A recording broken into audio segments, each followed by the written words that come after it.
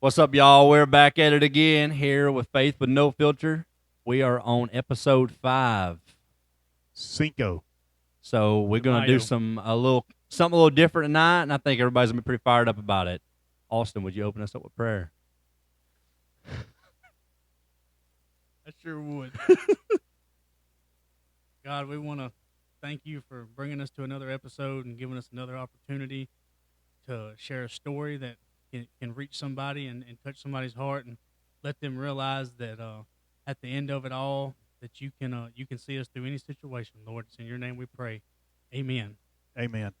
I'm going to toss it over to my big man, the Diesel. Before we get started, I do have a question for you guys. I heard this on the radio today. Okay. When you go to bed at night, do you put your phone on the charger? Absolutely. Yes. Yeah. Okay. There was somebody saying they don't charge My their wife, phone my at wife night. doesn't. They go willy-nilly all during the day, and then when I need to charge it, I'll charge it. No, Yeah. that is a. I can't live My my life wife that won't way. even put the phone on the nightstand. She'll just leave it. You'll wake up just laying on top of it. No. Okay, sorry. Anyway, we are here tonight, I'm praying for Heather. and I have the honor to introduce our, I guess, first guest on the Yes. show. Well, if you want to count Brandon, technically. Well, for Brandon, podcast-wise. Podcast-wise, it will be our Podcast-wise. first guest. This lady has been with me for 15 years now. Man, I hope you're talking about your wife. We are fixing to celebrate our 13th wedding anniversary. Nah, I really hope he's talking about Without further ado, I give you Miss Britney Wilbanks.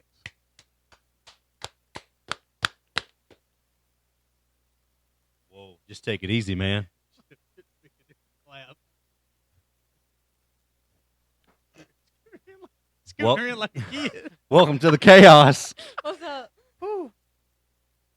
Before we start, does anybody want to address these sweet jerseys we got on? Yeah, Brittany, why don't you tell us about these sweet jerseys we got on? They are our Glow Girls jerseys. What are Glow Girls? What are Glow Girls? Yeah, I've never heard of it. Or pretend like I've never heard of it. Glow Girls is the class I teach on Wednesday nights. It's 1st through 5th grade girls at Amory First. All right, calm down, Tiger. We're going to talk about that more later. Fantastic. And I'm just going to say that ministry's wearing me out right now because I feel like I don't even have one at this point. That I don't mi- like Devin. He's taking all my girls. that I'm doing that. ministry compared to every other ministry in the church is on another level. That's on fire. Yeah, y'all are losing. I guess it is time for Brittany to share her story. So, Brittany, you have the floor, and we will butt in with questions whenever we want to, because that's usually how we do it. Okay. Well, I was born in Columbus on March 17th, 1991. I did grow up in church, small Baptist church, in Greenwood Springs, New Center Point, Free Will Baptist. Pretty much went most of my life to make my grandmother happy. Sat on the back row and pretty much slept the whole time. You get the best sleep in a pew. Absolutely. Top tier sleep. I come from a very, very large family. Nathan doesn't understand that. My grandmother had 11 kids, so you can do the math from there about how large my immediate family is. My parents are divorced. I've got a brother and a sister, and then I've got another brother and sister from my stepdad. My daddy's second wife had a daughter and son, and his third wife has 2 sons. So we still claim all of them. That's a lot. It is a lot. Still counting? You'll get there. You'll get there, 5 buddy. boys, 3 girls. Special education's tough. My parents divorced when I was in 5th grade. It was a very, very long, ugly, lot of chaos. There was a lot of times when my dad kind of went off the deep end a little bit. And, well, I told my mother I was going to tell this story.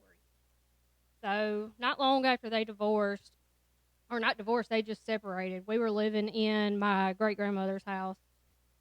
And Doug shows up one night, and kicks the back door down, and comes in the house. Mama's in the bathtub in the middle of this. So he goes to the bathroom, and the next thing I know, like, I was trying to get Whitney and John and kind of, I guess, round them up a little bit because we were young. But the next thing we know, Mama is butt naked, going down the hallway, beating the snot out of my daddy. Bring it on. Yes. Ain't got time to pause. So I got something to take care of. You know, in some households, that's kind of a thing. That's exactly right. You know? Exactly You've right. seen a movie like that once or twice, hadn't you? Absolutely. It's a hilarious story when we talk about it now, but in the moment, it was... It was pretty probably, yeah, there's a lot of fear going on. Yeah. He ended up dropping the house line, because, cell phones in Greenwood Springs back then was not a thing. He dropped it in the bathtub, so we couldn't call anybody, and... It sounds like he needed to call somebody. Yeah. You better call somebody. Neighbors were not next door either, so I ended up having to walk/run to the neighbor's house next door to call the cops. Hopefully they was closed, though, when you got there. They were. They were. Before we go too far past the age of the divorce thing, what age was... You said you were in 5th grade. Yeah. So your little sister and little brother. How old? What grade or how old? Give us an idea there. Whitney's 4 years younger than me, and John's 6 years younger than me. So Whitney's in 1st grade ish, maybe. and John is not even in school. 3 or 4, going around there. So the reason I bring that up is, was there a lot of times that you felt like you were the shield for your little brother and sister? Oh, absolutely. Okay. And me saying that, I had this conversation with Nathan just the other day, maybe today. I don't remember. They all run together. Mine was different in the fact that I was the baby when my parents went through their divorce. How different it can be just for the different kids involved because of what age you were, because you were the one who remembers a lot more stuff, remembers doing the protecting, when I was the one who was being protected by my older brothers, possibly from something like that. That's why I think that's important to bring up, because it could affect something later on down the road. But you can continue. Okay. I never really questioned or I guess grieved my parents' divorce. I always kind of accepted it for what it was. Just kind of survived it, especially the chaos leading to the divorce, because this lasted for years. They fought in court. It was, like I said, it was very ugly. But one of the harder parts of my story to talk about is my father. I do love him. He is my dad. But if I'm being honest, we never had a true emotional relationship that a daughter needs from a father. When my parents split, he poured himself into his business, and I understand now as an adult, but as a child, I learned that his job come first, and for me not to expect much or need much from him. And this is where I think my feeling of struggling with not being enough started.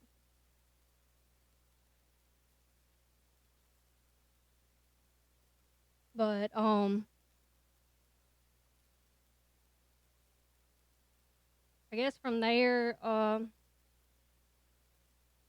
next thing I'll talk about is, I think by this time my parents were divorced, but you don't always, when you grow up like that protecting, you don't always recognize the dangerous situations you put yourself in. And in 7th grade, I had a experience that in the moment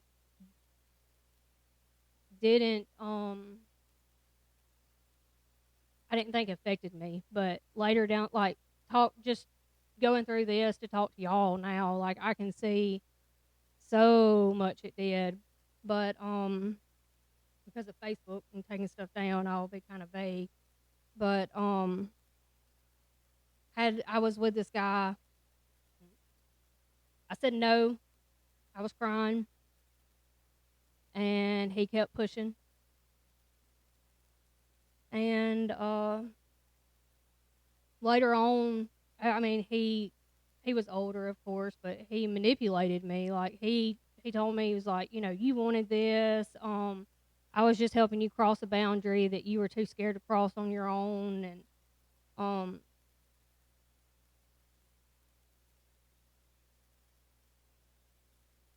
it's hard. And now looking at it, like I was in 7th grade, my daughter's in 9th grade, and I see exactly how young and innocent I was, and it terrifies me for her.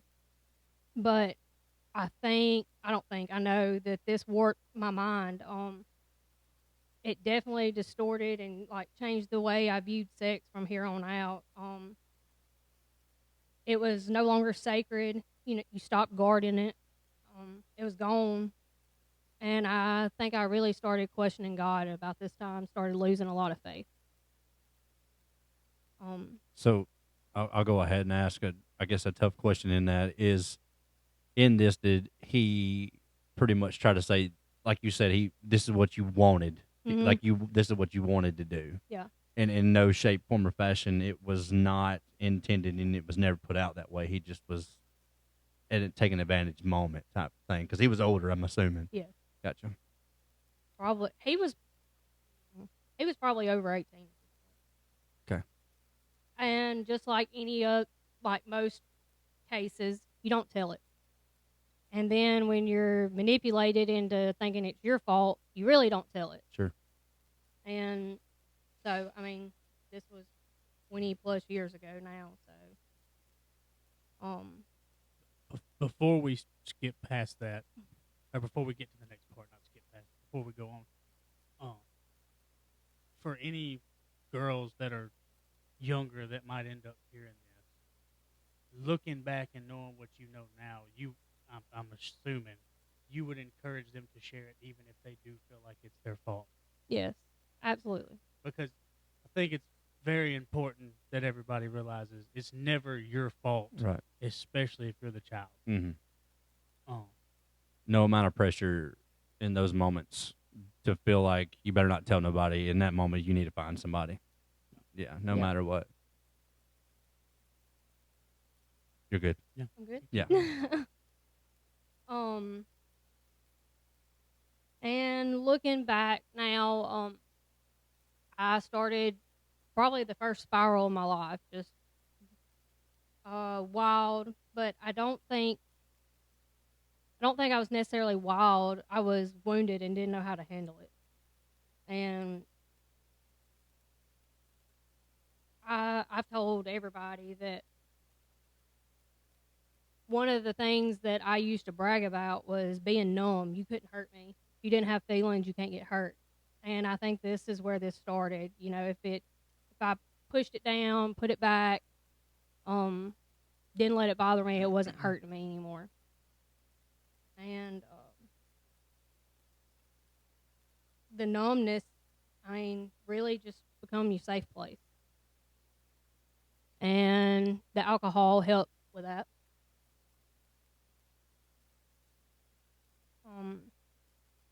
Were you already starting to drink alcohol around the same time period? Prior to this, I don't think so. Not that I can remember. And you're how old now? Right here? Same age? Yeah. Okay, so you started drinking shortly after this time frame. Yeah. 14-ish, maybe. That's about where I was at, roughly. Just trying to figure out what it was I want to do in that moment. So I think for me, it was just to fit in, and you was trying to find, like you said, your numbness. Most people are trying to chase something in those moments, whatever it can be. So.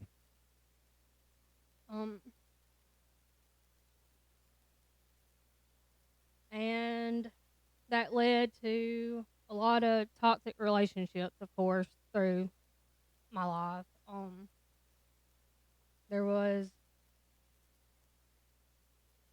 I had 2 serious relationships through high school.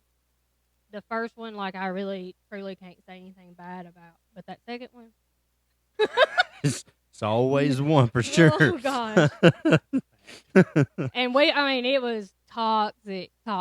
And I was in this mindset. I thought I was Superman. He'd make me mad, and I'd just start swinging. And I mean, we'd fight like grown men. Did you ever win? I won all. Nice. And later in life, this is what I call my loser phase that I went through. How much later? I mean, now I call it my loser phase. Is that what you're asking? No, like we were at 14 years old. Where were we? I guess in the drinking phase, the 14, 15-ish. Okay. Got you. I mean, we were driving at 15 and a half, or we were. I don't know about Kids them. are again now. Yeah, yeah, for sure.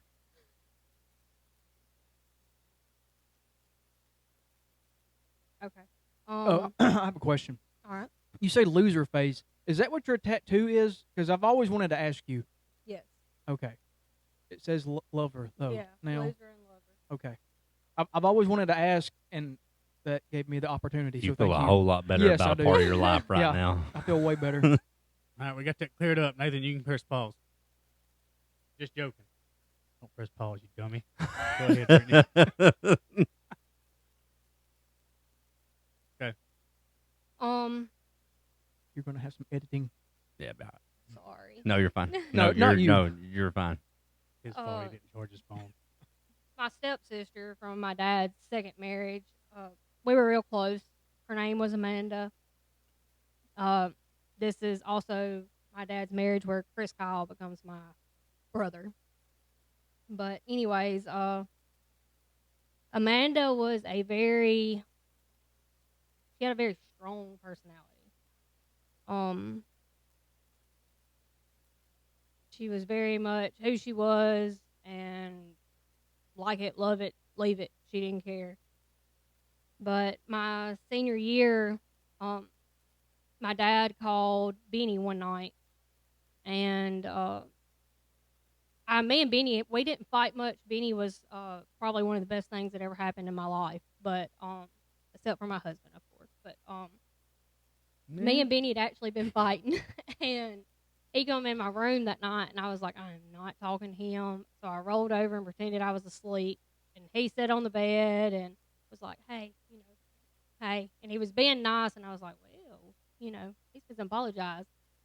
But the news he gave me was that my sister Amanda was dead. Her boyfriend had shot her with a 17. I had a real hard time processing this, especially your 17-year-old on top of everything else. It was a lot. I didn't understand it because of her personality. She was strong, so strong-willed. She stood her ground. She was quick to fight a man. She didn't care. So I never understood why she took it from this guy. As I can recall seeing her with bruises, and of course there was always excuses and stuff like that, and a lot of regret. Not pushing her more, but at 17, like, what was you supposed to do? How old was she? I'm gonna miss that She's part. 19. Okay. He ended up, after he shot her, he shot himself. So there was it wasn't the closure you wanted. Right. He took the easy way out. You feel like you could get the justice Yeah. that needed to be served. Yes.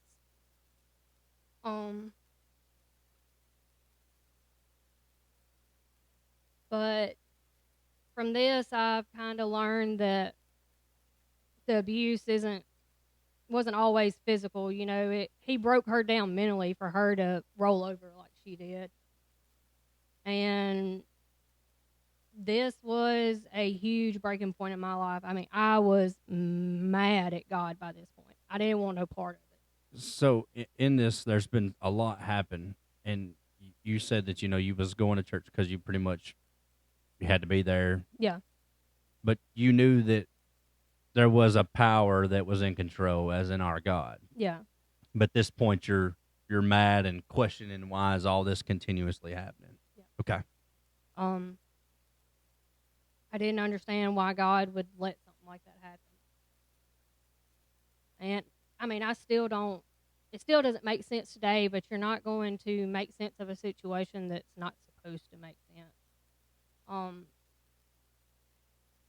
I didn't know. I didn't know how to deal with the hurt and the pain and the confusion. So I just bottled it up. Put it in with the numbness. And I truly felt like at this point I was mad at God. I didn't feel like love was safe. I didn't think men were safe almost by this point. But since then, like currently, I've come to trust God, and it's resolved in my heart, and it's not in my mind. Like I don't need the explanation I thought I needed all these years. I have a question from a man's point of view, and since you're the only female here, I'm going to ask you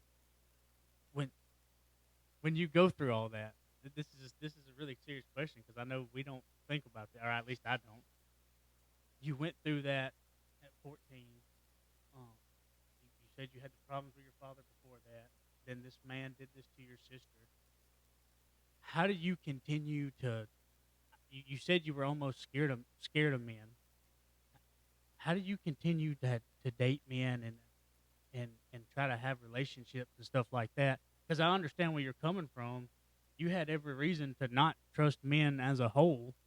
How do you keep doing that? Or is it just because of the numbness? It was just, were you dating to try to find somebody to fall in love with? Or Absolutely not. You were just dating to date? I was, yeah. To fill a void. Yeah. Mm-hmm. Okay. Because, I mean, like you're saying, you know, at this point, you really could care less, but maybe everybody else had one around. You were like, I'll just have one around. Yeah. Maybe something like that. It would never stop at one round. Yeah.